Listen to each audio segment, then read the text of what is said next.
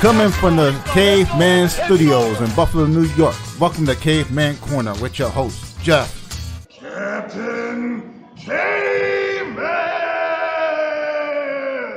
Thanks. Click subscribe and the bell. Do it now! Hey everybody, we're here live. We got Jesse James, WBC Super Featherweight Champ. How you doing, man? Thanks for coming on. Thanks for having me. I appreciate you. Doing well. Thank you. Yeah, no problem. You're coming to us from Texas? San Antonio, Texas. Oh, man. And you guys are where? In New York, right? Yeah, we're in Buffalo, New York. We're getting ready Buffalo. for the Awesome. eclipse, man. We're ready for it.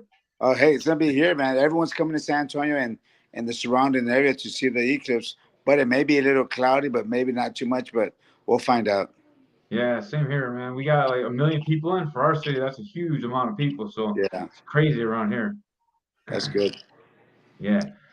So we're gonna start out. We'll start out with what we got going on right now. So you're still in the game. You're still coaching. You got gyms, and we were just talking in the green room a little bit. You're about to start a huge project for a new gym back to where you started from, man. Can you tell us a little bit about that?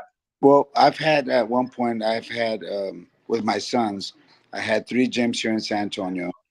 We closed them all down, made one big gym where I'm at now, and that's getting a little too small. So we're thinking of now we want to do a sports complex in the south side of San Antonio, kind of from where I'm from, and we want to do a sports complex, do the boxing gym, and then do things to feed off that boxing gym, like a cryotherapy, physical therapy, mental therapy, strength and conditioning, and things like that, and have it all under one base, under one roof, so to speak, and just give back to the community, give back to sports, give back to what we can. I've had my gym now for 20 years now, and we trained businessmen, businesswomen, stay-at-home moms, stay-at-home dads.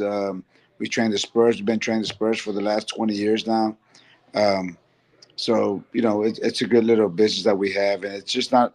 It's the brand. We have a Leija brand here in town, and it's strong, and we're going to build up on that brand with the new facility. That's amazing. I'm a gym owner myself. I own an MMA gym, and man, it's crazy how much work it is. And I can't, I can't imagine like having one boxing gym and then moving it into like a bigger facility, and then you got 2, and then you move them all into a bigger facility. What's that like? Well, it's a lot of moving around because when we had the 3 early on, my sons were running one. One of my best friends was running one, and then I was running one, and we were, obviously run them all together. But then we said, let's close them all down when pandemic hit and said, let's make one big one so we can all be under one roof with a lot of space. So this one we have it now is 8,000 square feet, 2-story, or a balcony. So it's huge. And then now we're thinking of building another one on the south side, but we're thinking of doing it as a complex, a sports complex.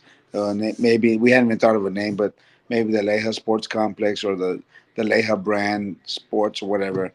And just go from there. But we have a lot of good people behind us. We, the Spurs and stuff like that help us out. It's our name. One thing about our name, it's a very trusted name here in San Antonio. So people want to help, people want to get involved, and the mayor or whoever it is here in town, the Spurs owners, they all want to help and they all want to get involved. So it's a great community that we have here in town. That's awesome, man. I mean, being a champ, that's got to help out with getting things moving along too. Yeah, and it helped. And I'm sorry, I'm cutting you off too, but it helps though, having that name recognition. But more than anything else, and the reason I want to talk about this is because from day one, when my manager signed me up, the first thing he said, he goes, "You may never win a world title, you may never make it in boxing, but if you can keep your name clean and do the right things in town."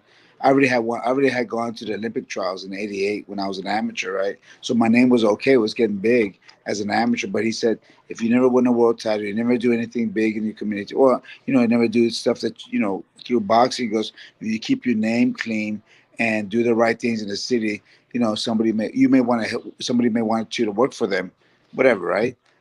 And so I've done that all my career. And now our name is very clear here and clean in San Antonio. Our boys do a great job.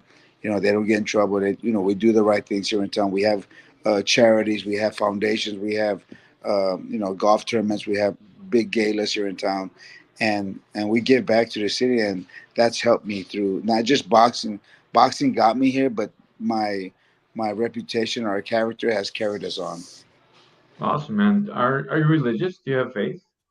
Uh, I I grew up very Catholic with my mom and my parents and all that, but I am a more of a I like the Buddhist way of thinking where you owe it to yourself. You gotta do it yourself.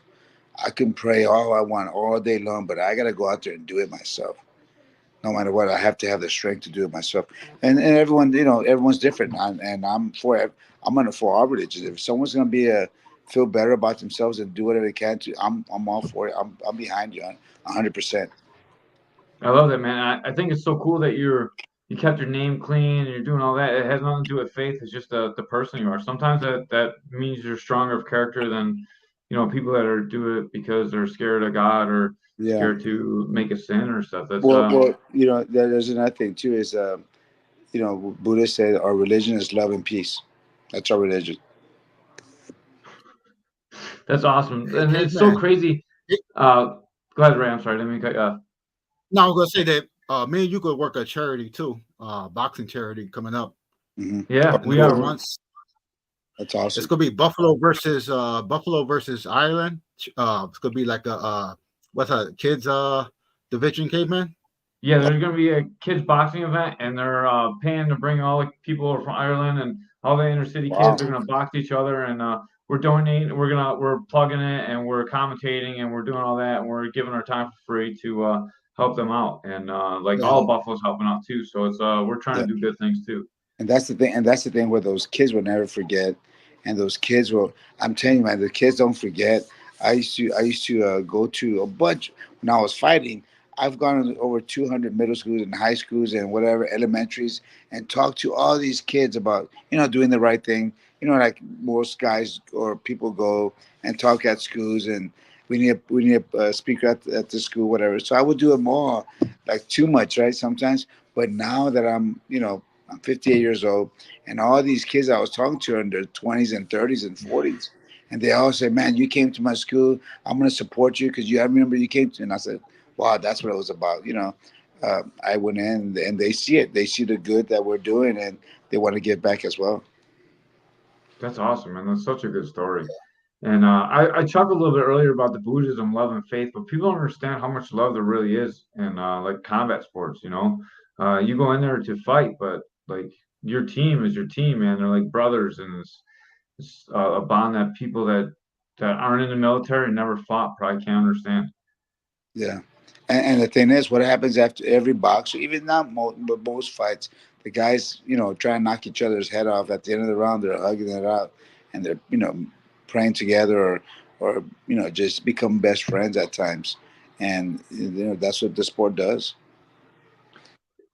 It really is a sport about like testing yourself. You go in there and like you go through, you're almost willing to die at times, especially like a high level professional. Like you're taking damage to your body that is never gonna heal. Yeah, You're taking things that change you forever, and like the person that you're in there with is giving you the opportunity to do that too, and they're going through the same things you are, and whoever's better is going to win that fight. But you're both doing the same thing, and you're both trying, man. And there's a lot of like it's hard to fake that respect. I mean, guys jaw at each other, and we talk a bunch of crap to make money and sell tickets, but very few people actually believe that. They just get in there and fight, and then that's why you see everyone hugging after, man.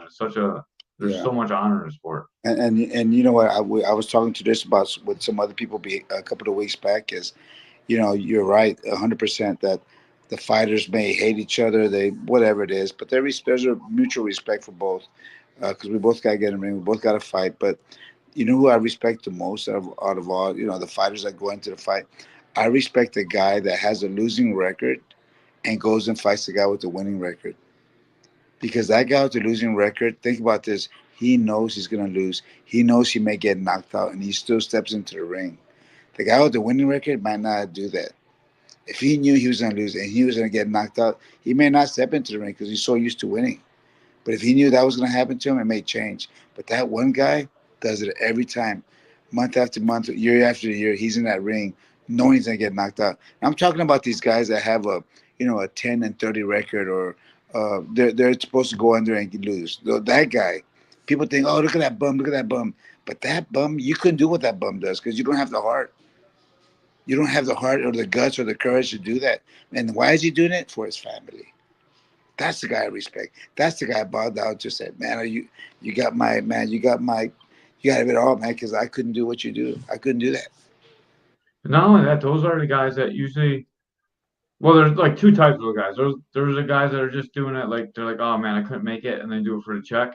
And then there's the guys that do it for the love of the sport, Yeah. and they just didn't have for some reason don't have the physical tools or they can't put it together. Or the trainer, Uh, right? Maybe they don't have the right trainer or yeah, the right team behind them.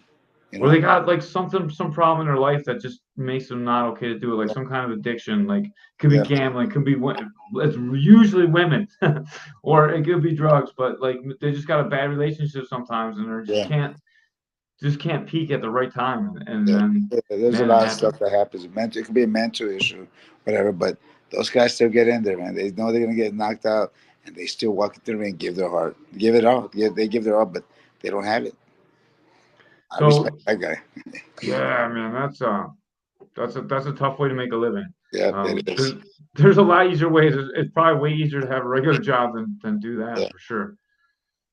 You had a lot of fights, man. I'm just scrolling through your record. Is there any fight that really just sticks in your mind that is very memorable for either because of the win, the loss, or the story going into it? Man, think about it. I fought everyone you could think of. The number one fighter.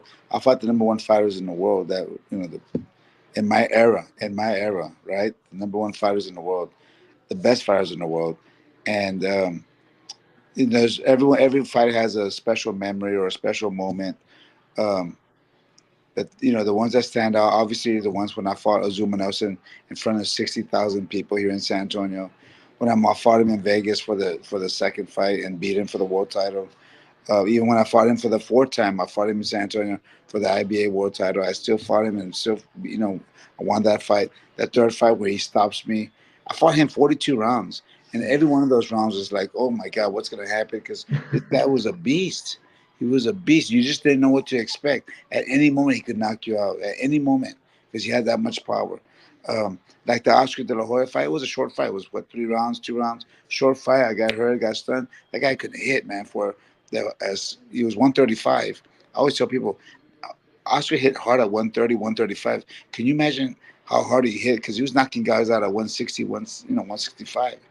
And Yeah. can you imagine how strong he was at 130? This guy was, super strong, but that was a great fight for me because I just remember when I was in Madison Square Garden in the ring, I'm looking around, getting ready for the fight, and I'm looking around. I see all these stars all around, and actors and movie stars, and uh, NFL or NBA stars, and I'm thinking, if these guys only knew what it took for me to get here, I wouldn't have been fighting for 6 years of my life. And now here I am, Madison Square Garden. I'm like, I kind of gave myself a attaboy, but then I said, come on, let's go and fight. And I went after him. I went after Oscar because I knew I had to. He stopped me. He came with a good left hook.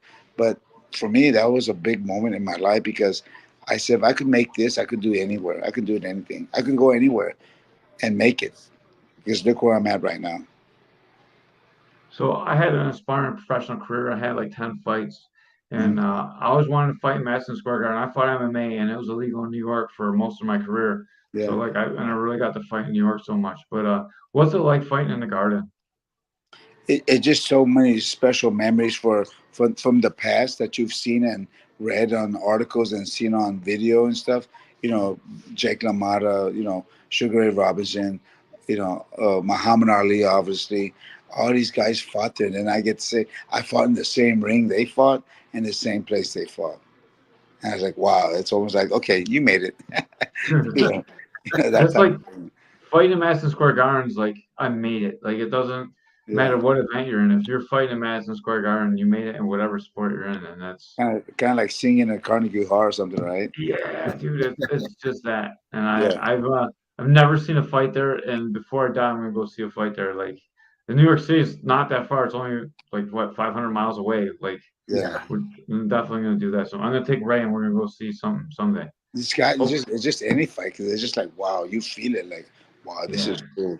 And I fought everywhere, right? I fought Vegas, Mexico. I fought in Puerto Rico. I fought in Australia, and New York is just something different. What's it like fighting in Australia? I mean, that's a long flight. That's a lot Oh of my God. recovery time. So when I fought I went out there for I think 2 weeks ahead before the fight, and when we got it was they put us on a flight, and we went from San Antonio to Utah, Utah to LA, LA to Sydney, Sydney to Melbourne. It took me 32 hours by the time I landed. Wow. Man. Then I put my wife in the same flight like a week later. She got there in 20 hours. I was the opponent, right? They're not gonna put me in the best flight. They put me in Yeah. a 32-hour flight. My wife made it in 21 hours, but still, we had the best time. We had the best. They treated us so nice. They loved Texans there. The people that were, we had a staff that was just for us, and they were the best staff ever. Uh, I just loved it. The fight was didn't go my way, but I just loved the atmosphere, the people. Kasazu and his family were great. Everybody was great. Is it difficult to fight with that long? Like 2 weeks is not really a long time to acclimate to different time, like different temperature, different weather. Like, was it really difficult or? I don't know. I didn't feel it. Well, I did. My cardio, my condition was different, but it was for other things that had happened prior to that. Um, but it wasn't too bad. 2 weeks wasn't too bad. I was able to acclimate uh, to the conditions and stuff, but um, it wasn't too bad. The fight for me, fighting Costa was not. He never really hurt me. Like I had a busted eardrum that was bad. I had bruised ribs. I mean, fractured ribs from before that were bothering me really. But everything else was not too bad. He really didn't hit me hard enough for me to say, okay, I knew it was a real fight, but I never got hurt. But it was a good fight, but I never got hurt. But I got my eardrum busted. They saw that blood coming out of my ear, Yeah. but they stopped the fight. But more than anything else, it was mainly my rib that was messed up throughout the fight. Oh, But that's we all Hey, fight, but we all fight hurt. Fighters fight hurt. Bad elbow, broken nose, bad knuckle. There's always something going on. So, you know, that's just part of the game. hey, Jess, do you miss HBO boxing? Oh my God. Every time I still have HBO right now. I never even watch it. I'm like, why do I even have HBO? Because all I did was watch boxing on HBO. Yeah. It's so sad that you have that, Yeah. or even Showtime. Even Showtime. It's just not to have that boxing like that, like we used to have it. It's yeah. sad. Yeah, it is. Do you think that the loss of HBO and the loss of Showtime is going to make more fights like Jake Paul and like all these YouTube or UFC guys coming over to fight boxing more popular because there's no real carrier for boxing now, and now it has to be pay-per-view, and you have to get something wild to sell the pay-per-views. Do you think it's going to really hurt boxing? Well, I think it's the I hate Jake Paul's doing his thing, and he's making money, and Mike Tyson's going to help him out as well. And but I just don't call it real boxing. I mean, I don't mind it. I can't blame. I don't hate the guy for making all that money, but don't call it real boxing. Right. So it's not a real sanctioned fight. You cannot say you're this, you're that, because until you fight, who's the best fighter Jake Paul's fought is Tommy Fury, right? Yeah, Yes. his And that yeah. guy was not a very good fighter either. He's 7-1, and he lost to a guy. Either way, so you don't call yourself a real fighter until you do real fighter stuff. That's what I say. Yep. You I know? agree 100%. Yeah, but I can't. I, I don't blame the guy for making that money either. Right. Yeah, I didn't mean to turn to discussion of Jake Paul. It was just kind of an example. I feel like without the platform of HBO and without the platform of Showtime, like boxing doesn't have a real platform to put itself out there. And because they don't have that platform, you have promoters that are gonna have to sell like crazy pay-per-views, and you're gonna get Yeah, more of these like exhibition, yeah, crazy, yeah, silly, like not silly. I mean, they're exciting to watch. Like I want to see Jake Paul fight Tyson because like Tyson's old enough that like maybe he can still hit him once and finish him. Like it's competitive and it shouldn't be. Tyson's like 58. If he's fighting a yeah, regular 27-year-old fighter, it should not be close at all. yeah. But like And we but don't need. here's the thing though. Here's the thing about even though Jake Paul's 27, he doesn't have to be the best. He's 27 or 28. Mike Tyson's 58. I'm 58 as well. The other day, a few weeks ago, I was with my son who's 27, 28, and I was sparring with my son. This while back, he goes, "Come on, Dad, I'll let you hit me." He said, "I'll let you hit me." And I said, "Okay, come on, get him in." I'm trying to hit him. I couldn't hit the guy. I Yeah. couldn't hit my son. I'm 58 and I'm in pretty good shape. I don't, I don't box, but I'm in pretty good shape. I play basketball, I do all this stuff. I'm at the gym all day long. I burn, I do like 50 and 20,000 steps a day every single day. But my son said, "Come on, Dad, I'll let you, I'll let you hit me," and I couldn't hit him. I said, "Okay." I was hitting him to the body, but I couldn't hit him to the head. I was like, "Oh my God, I'm so slow," But Yeah. that's because I'm 58. And if you watch Tyson train, I mean, like everyone I talked to, like, oh, he looks so great. I was like, Tyson doesn't look great. Look at Tyson when he's 18. Look at Tyson when he's Yeah, 26. Like, Right. he doesn't Right. look like Tyson hitting the pads now. He Right. looks like guys at the gym like that I've I fought mean, with. You know what I he, mean? he Like, looks he looks good for a 58-year-old guy, but yeah, yeah, yeah, yeah. there's no head movement. There's no bounce. His legs aren't there. right. Like, Yeah, and what is it? A 20-second clip. yeah, and that's it. Second. Yeah, I I worry about that because if that happens, if Jake Paul does win, it's not. There's no winner. Remember, that's even on top. There's no. You can't declare a winner. Right. Whatever it is, but whatever it is, Jake Paul, he's gonna come out on top. And Mike Tyson made his money. They both come out on top, but I think boxing loses. yeah, I think Those guys come out on top, and I don't blame them. But boxing loses on this one as well. I really I hope agree some 100%. platform like ESPN or someone picks up like a big boxing show. Like boxing's losing all the like HBO's gone, like Showtime's gone, like Yeah. now Netflix instead of carrying like real boxing are gonna carry this. Like Yep. Yep.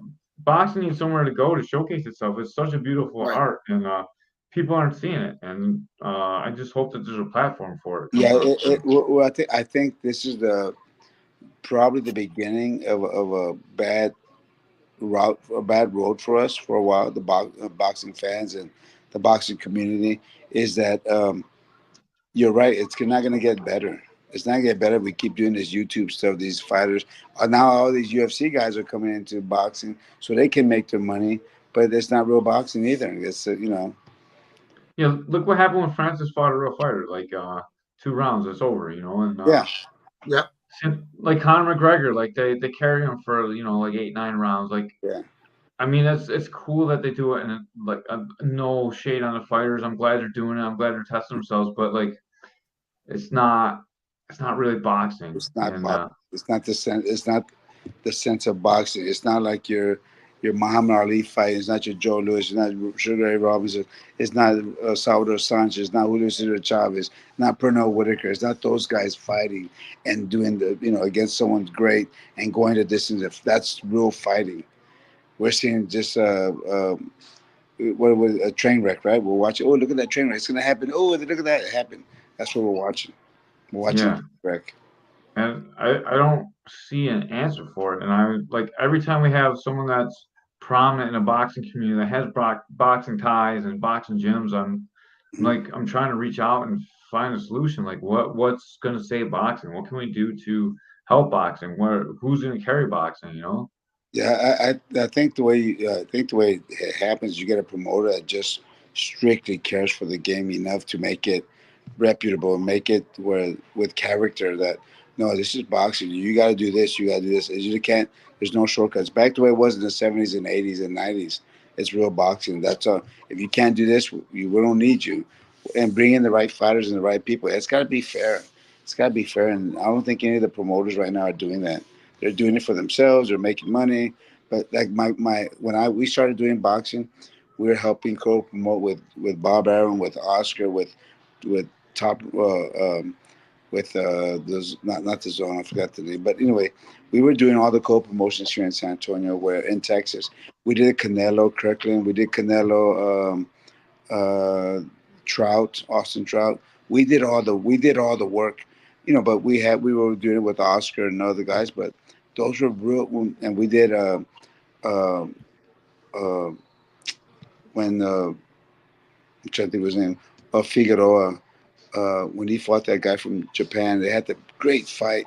We did that. We did Marcus Maidana, and when he fought, was Mike Tyson's guy at 135, where Marcus Maidana has dropped him a couple of times.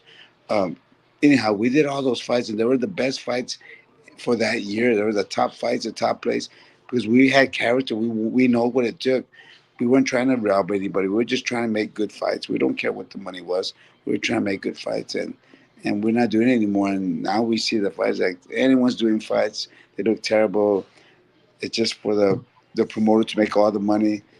It's changing a lot. It's not. It's the name of the game is not to the good of the sport. It's not for the good of the sport anymore. It's for the good of the promoter. Yeah, it's sad to see. Yeah. I have a friend, Alex Castellano. He's a pro boxer, and like, just even getting fights is tough. You know, like fights where they want to pay and carry the guy, and Mm, it's just such a hard game now. It's so yeah. different than 10 Yeah. years ago. It's not gonna be this. And I don't see an end to it. I don't see it getting any better. I see it getting worse. I don't see it getting any better. Yeah. Something has to change. We need a billionaire that like the billionaire that bought the UFC to get a bunch of Yeah. boxers and fix it. Maybe get some Saudi money and Yeah. like Saudi Arabian money, and they can make Yeah, some really good fights. Like, Right. why not? They're doing it with golf. They're doing it with other things. Maybe they can say boxing too. Yeah. yeah, That's what's gonna take. But you know what? There's so many entities, so many different people with their hand in boxing that they're all greedy and they're all trying to make money for themselves, and they don't care about the sport. They don't care who gets knocked out.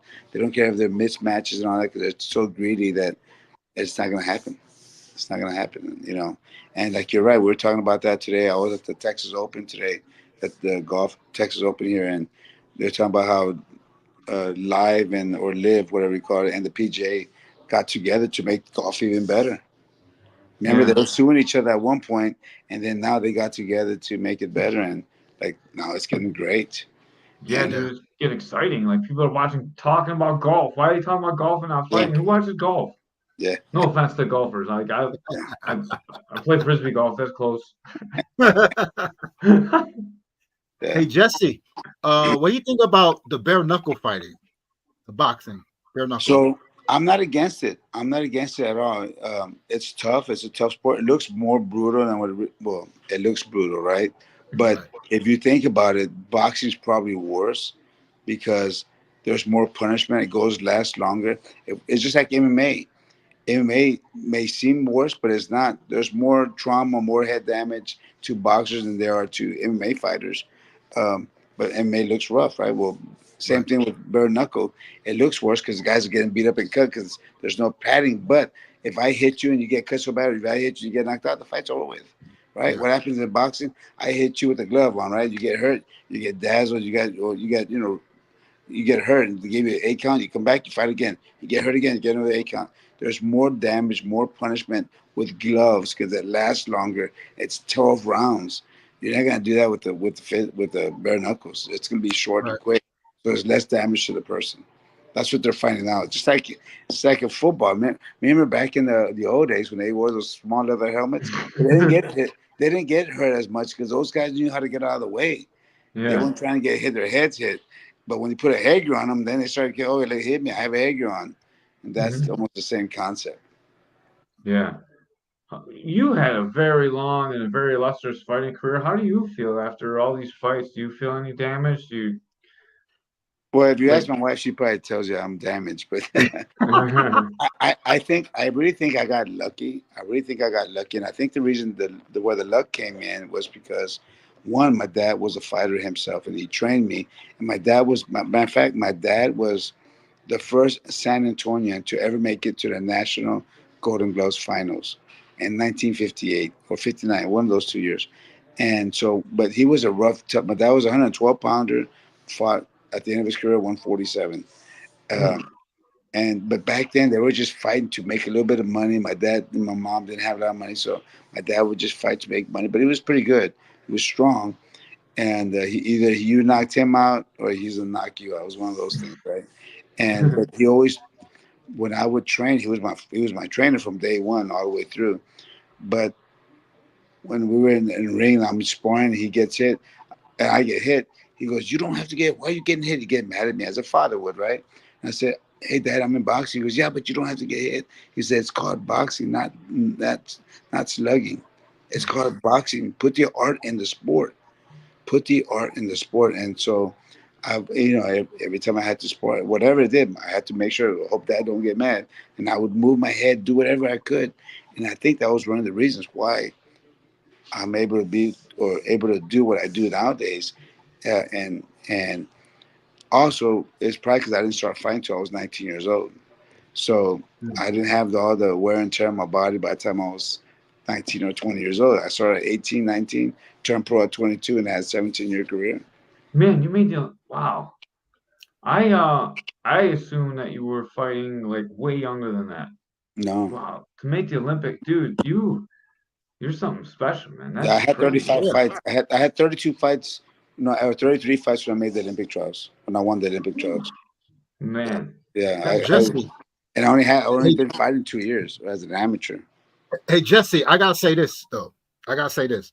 Me and Caveman talked to a lot of boxers, right? Hmm. Retired boxers, and you sound great compared to these guys. Thank you, and I see that, and I've seen that too. I tell people, I go to the Hall of Fame a lot, quite a bit, right? And you see the damage that boxing does, and these are the best fighters in the world. The Hall of Fame, the guys at the Hall of Fame, all of us, right in the group, we're all there. There's like 40 of us, and you hear the damage that boxing does, and I'm saying these are the best guys in the world. Can you imagine the guys that didn't even get close? The Yeah. guys that took beatings, that man, you got to feel bad for those guys, and I just say I got lucky. There's some fighters out there got lucky. Oscar, look at Oscar. He's been fighting since he was 6 years old. Shane Mosley, all those guys, they do well for themselves. I got a couple questions that came up while we were talking, and I didn't want to stop the flow of the conversation. Yeah. You fought Oscar De La Hoya, and now you do business with him, or at least you did in the past. What is it like to do business with someone that you fought? Well, that's it. Like I said, we all become friends. There's some guys that had knockdown dragouts, and we're best. Not best friends, but good friends because we respect each other. I respect Oscar. We were just in there for the sport. I probably respect him more as a fighter than I do as a partner in business. But that's another story, right? That's another story. But um, and that's just what happens. He's Oscar's doing Oscar. I was with me. We got had a chance to do some big fights here in town, and we did them. We made some great fights here in town. We did the fight when Canelo fought Kirkland in Houston. We had 33,000 people. When he fought Trout here in town, we had 45,000 people. So we did a lot of good stuff. So I'm going to ask this, and you don't have to answer it if you don't want to. Dana White hates Floyd Mayweather, and or not Floyd Mayweather, hates Oscar, Oscar De La Hoya. I'm sorry, Yeah, hates Oscar De La Hoya, and like he said, he's an awful businessman. And a lot of guys in the MMA community that did that show with him said he's not that great. And you kind of alluded to maybe he's not the best business partner. Is that true or is that not true? Like it's hard because when someone from another organization trashes someone, like you never know.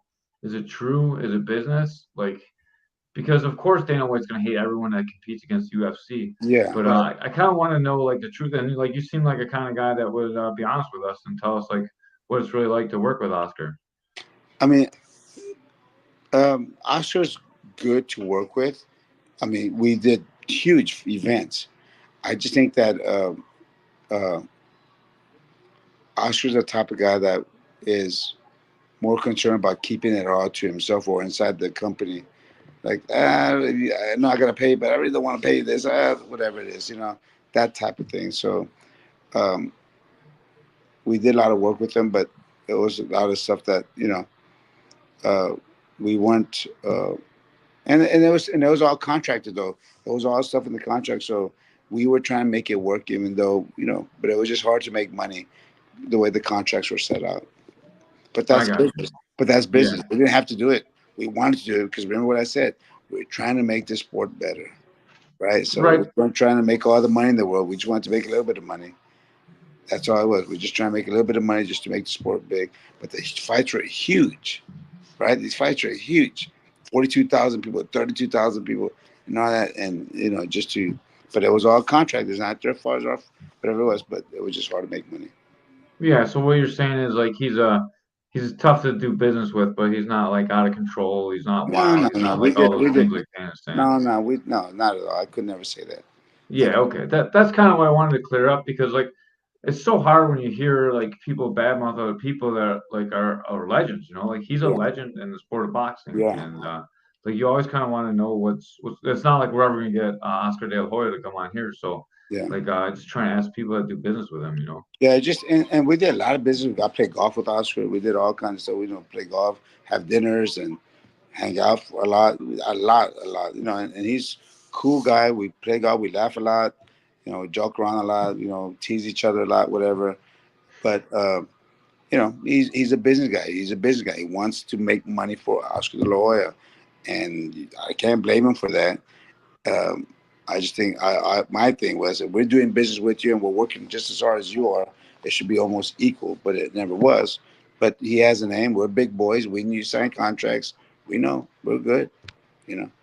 Yeah. So we should shake him down for some money for you if we ever see him. Yeah, Be like, yeah, yeah. shake out a few Hey, hundreds for Jesse you know, James. it's Let's funny. go. Yeah. So I had I like a should little. talk. I should talk to him. No hard feelings. It just Yeah. that's the way it I goes. was. That's I boxing. was. I'm sorry, I didn't mean to cut you off. I thought No, you're done, and I started talking. I was gonna ask you. This is why I had that like Freudian slip earlier. I was gonna ask you what you think about Floyd Mayweather. I know you beat Mayweather, and like, what do you think about everything he's done in his career? Is he good for boxing? Is he not good for boxing? Like, do you like that he's doing all these exhibition fights? Like, what do you think? What do you think about Floyd? I don't mind him doing. I really admire Floyd Mayweather. I really admire him because not only has he had a great career, he fought everybody, had a great career. When he retired, he says, "I'm retired," and still did exhibitions. But he said, "Hey, I'm retired. I'm just doing exhibitions. I'm not boxing anymore. I'm just exhibitions. And I'm getting Hmm. paid for it." How do I? What he's even says that I'm not a boxer anymore. I'm just doing exhibitions. It's just like if I was a golf, like say one of the best, Lee Trevino, or one of these golfers, Tiger Woods, he retires from boxing, he can't golf anymore, Right. and they're gonna pay him to go and play golf, right? They'll invite him to go. So all he's doing is doing exhibition. He didn't say he's fighting. He's not saying. He said, "I've had my career. I went 50-0. Now I'm doing exhibitions and I'm getting paid for it. Why hate the guy? He's not. He's not. The Jake Paul's the one saying he's the best fighter in the world doing exhibitions. You know, Jake Paul's the Yeah. one saying I'm the best fighter in the world doing exhibitions. So that's Yeah. That's there's no. true. That's And true. Mayweather, people people don't like him because a lot of people don't dislike Mayweather because he was too slick, didn't get hit.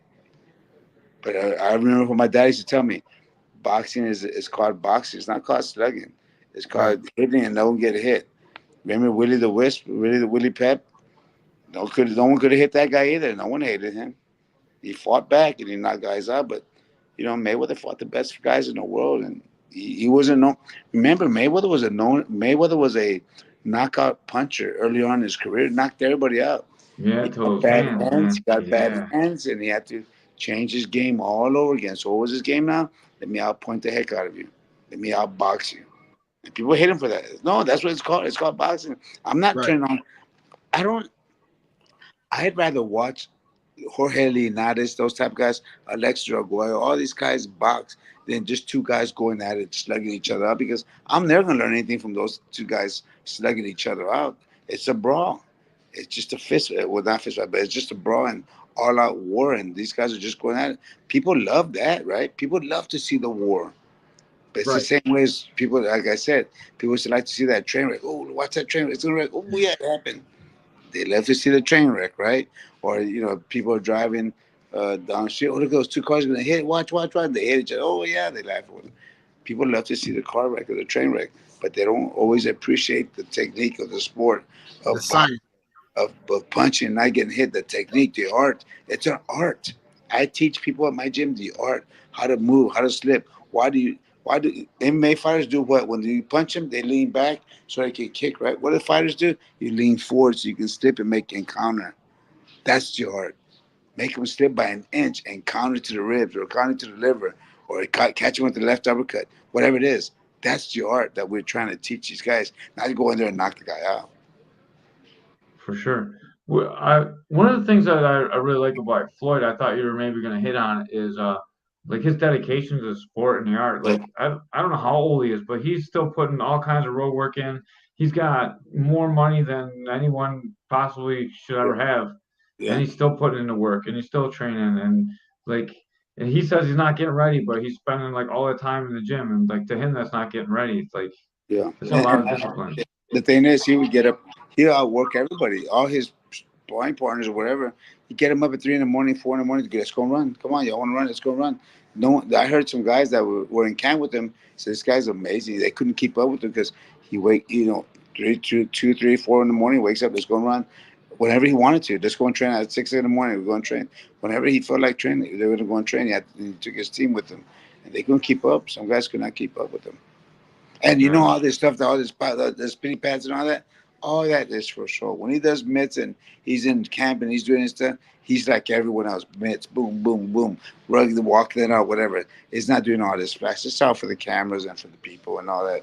But he's a real fighter. He's not a showboat. Like it's not. I don't call it showboat, but what he does for the cameras is different. What he does in behind closed doors. That's cool. I love that you said all that. Almost everyone that we've had on here has not had too many good things to say about Floyd, so I'm glad Great that you did. guy. I like that. Great guy. Gives a lot of money out. Just doesn't have to tell everybody about the money he gives out. Helps a lot of people. Um, Class act. He's just respectable. He respects all his. He doesn't dog anybody. Doesn't talk trash to anybody. That's what you want. For sure. I have one more question I have to ask. I'm sure Ray's got stuff he wants to ask too, but Yeah. what was it like to fight Mickey Ward? Mickey Ward was like one of my favorite fighters, Mhm. and you beat one of my favorite guys. So what was that like? Now that was a very tough fight night. We all know, right? He's gonna hook to the body, come after you nonstop, catch you with a hook to the head or to the body. So we worked on camp with just keeping my right hand tucked in, but just enough where I can dip down, and we worked on blocking the liver. He never hurt me to the body, never hit, but he hit me one time in the arm, and I'm like thinking, okay, if that would have hit my rib, it would have broke my ribs, or it would have caught me, it would have knocked me out, whatever. And I'm like, when they hit me again, I was like, okay, if that would have hit me, it would have knocked me out. He hit so hard with the hook. But if we just made sure that we stayed busy, um, being aggressive and being fast, I got cut in the first round. We just barely nicked. I get cut because I have sharp eyebrows, right? So we barely nicked heads. And as soon as it happened, I looked at the ref. I said, "Watch his head," because I knew I was gonna get cut. And sure enough, I got cut. But from that round on, his cornerman, his brother, and everyone else hit the cut, go for the cut, right? So when I heard that, I said, okay, they're gonna make this cut worse. I'm gonna win points. I'm gonna outscore him, outwin him, win. Because if he's gonna make it worse, they're gonna stop the fight. And sure enough, after the fifth, they stopped the fight. My cut was from, I don't know if you've ever seen. I had Yeah, 30 stitches from one eye to the other side. So he made the cut worse, but he didn't win points. I was winning on points, and I won the fight. And so it that's was a tough awesome. way. I don't like, I don't want to win on the cuts, but um, the fight happened at one. He went on to fight Gotti. I went on to fight Casazu. So it worked out for both of us. Yeah, like the legendary hooks and like the story told is awesome. And thank you so much for that, Ray. What I know you had you wanted to ask some bare knuckle stuff, so I didn't mean to steal all your Oh no, no, time. no, no, no. We already asked him that about how you Yeah, feel about the knuckle. Yeah, I don't mind it. And like I said, I matter of fact, it's gonna be they're gonna either I think they're gonna vote on it sometime in June or July if they're gonna bring it to Texas, if the commission is gonna allow it to happen. And I'm talking my team is talking with the commission saying we want to do the first one in Texas. If it happens, we want to do the first one in Texas, which could be June or July if it does happen. But we want to be the first ones to promote it here in town. oh, it'd be awesome. We have David Feldman on a lot from bare knuckle boxing. We won't tell him about that. You guys get the first one. Yeah, That's Ray's boy. Ray, earplugs, man. Don't blow us in. yeah. Don't say anything. Yeah. Awesome, man. Oh So man. what were you about to say something, Ray? I didn't mean to cut Uh you off. oh no, you good. I was gonna say that hey Jesse, when I was younger, like in the early mid 90s, Hmm. oh man, it was an honor watching you fight, bro. It was an honor. Me and my father was a big boxing fan, and he was a your fan, and Oh man, thank you so much. yeah, we used to watch HBO boxing all the time, and you was one of our favorite fighters. Yeah, thank you, man. And And and what it's it an is, honor to have you come on in our yeah, show. You know, thank you, brother. that's And what it is I I always tell people my thing is I dare to be great. I want to be a great fighter, and I fought the best fighters in the world. I lost to some, I beat some, but that's all I want to do is test myself. I wanted to fight the best guys. I fought Shane Mosley, I fought Oscar, Mickey Ward, I fought Gotti, I fought Azuma Nelson 4 times, Louis Espinosa, um, Trey Dorsey. I fought everybody because I wanted to be. That's how I was gonna make my mark. I'm not gonna make my mark fighting guys I know I can beat. What's that gonna give me? I want to be challenged. Just like if we were kids and we're running, who's the faster runner? Well, let's go and try that. See who it is, right? Well, who's the better fighter? Him or I need to prove myself. Or I want to make sure that when people know about me, they said, "Well, this guy fought the best. He beat some, lost some, but he fought the best guys in the world." No one would ever say I ducked anyone. No, and that's what champions are made of too. Like always Yep. testing yourselves. Yeah. So Yep. this is one of my students that I teach. He's like, I think 10, 11. He wants to know who's going to win, a prime Muhammad Ali or a prime Mike Tyson. Well, we've heard that from Ali had a great chin, and he had great legs, great speed. I think he would just keep Mike Tyson out until he stops him. I think he would just keep Mike Tyson away from him until he stops him. But Mike also had that crazy one power. But remember, Foreman had the same type of power Mike Tyson has too. Now he took those punches. He sure. I'm laughing because he says, "Shut up, I'm 13."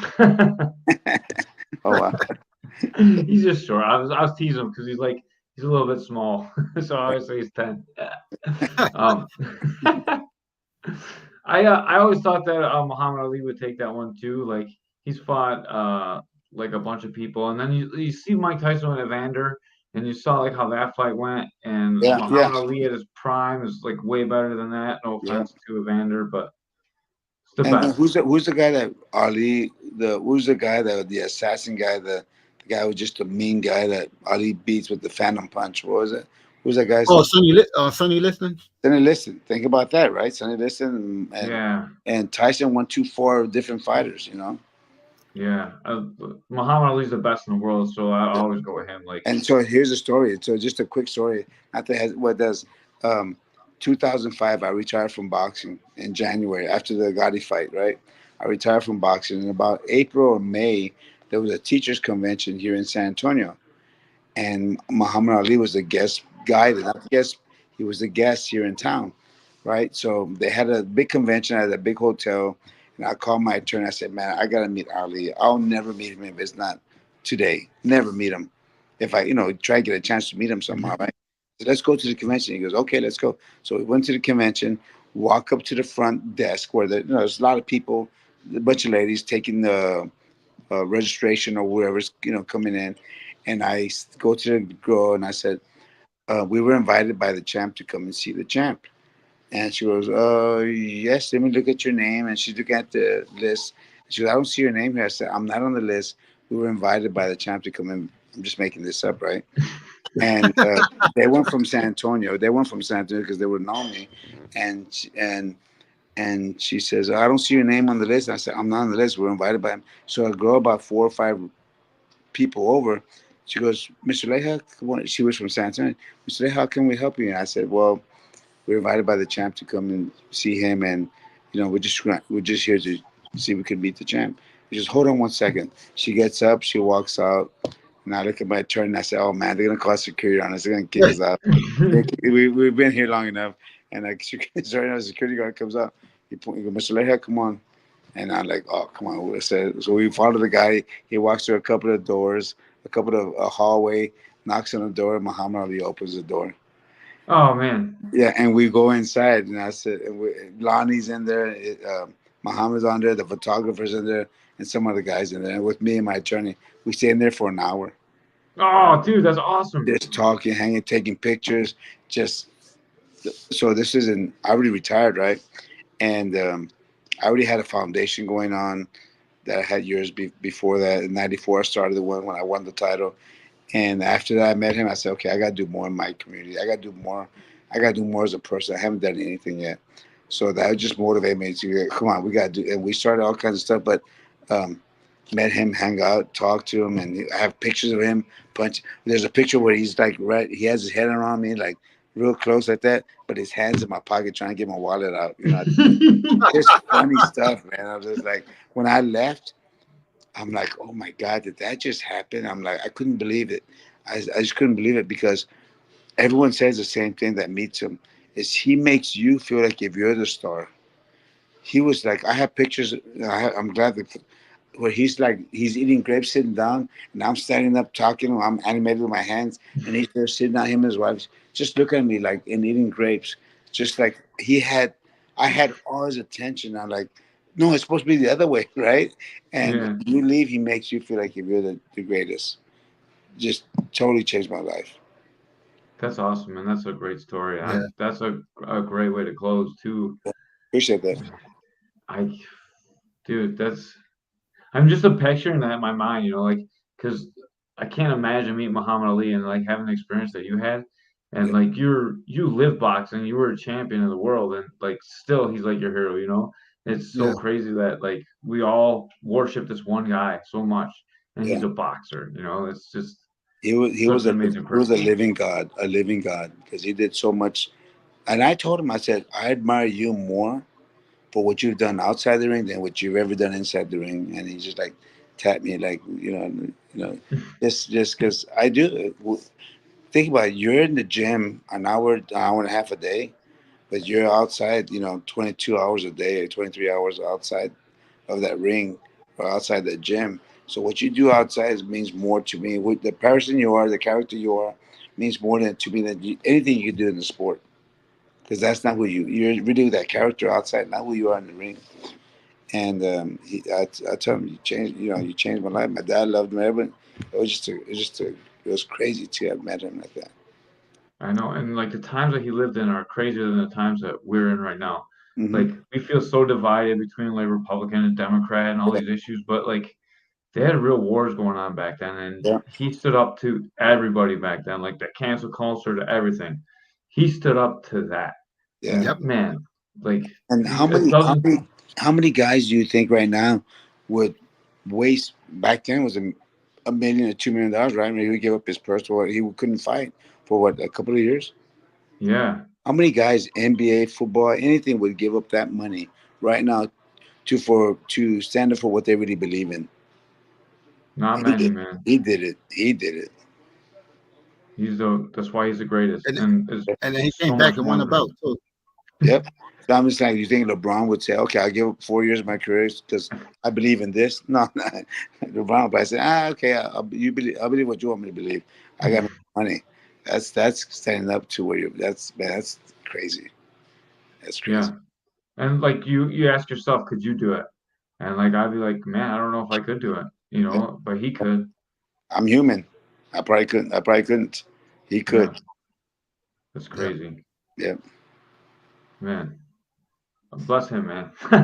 That's all I gotta say. But Yeah. Jesse, thank you so much for your time. You want to plug your new gym one more time, like no, whatever you're man, I don't doing to need to. get Well, going? our gym's doing great, man, and we may open another one in San Antonio. We're working on it right now. We got all these business guys involved in helping us out. But my gym right now is Leija Boxing and Fitness here in San Antonio. We're doing well. Got a lot of clients. I remember I train businessmen, businesswomen, the Spurs clients, everyone, not just boxers, everybody. That's Because awesome. Do you have because to keep why? the like? Because why? Because life is for everyone, right? And Yep. boxing is life. Do you have to keep like the savages away from like the regular people, or do you like does everyone kind of mix well? Everybody makes it well. I got millionaires, wives, stay-at-home moms, young kids.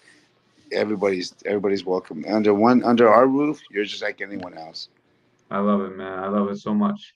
Thank you so much for your time. Like I I only know you because you fought Mickey Ward, and to be honest, right, it's like, oh, I love this guy. I'm like, man, I don't know about this guy, but like you are one of the best guys that Listen, we've had on this podcast. I grew up watching boxing in the '90s. So Yeah. So you saw. So matter of fact, not too long ago, Mickey and I were together in Florida for some stuff that's going on. But such a cool guy, man.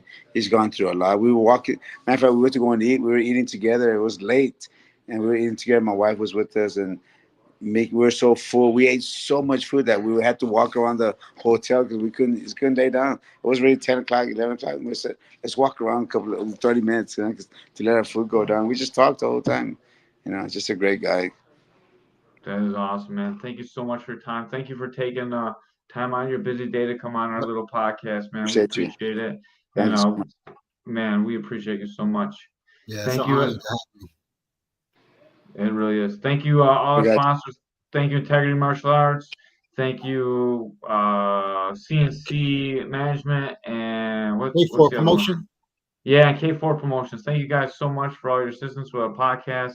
Thank you again one more time, Jesse, for coming Yes, on. sir. We appreciate you so Yeah, much, have a man. great night. Let's stay in All right, touch. Okay, thank you. all right. Thank And you, with sir. that, we are out.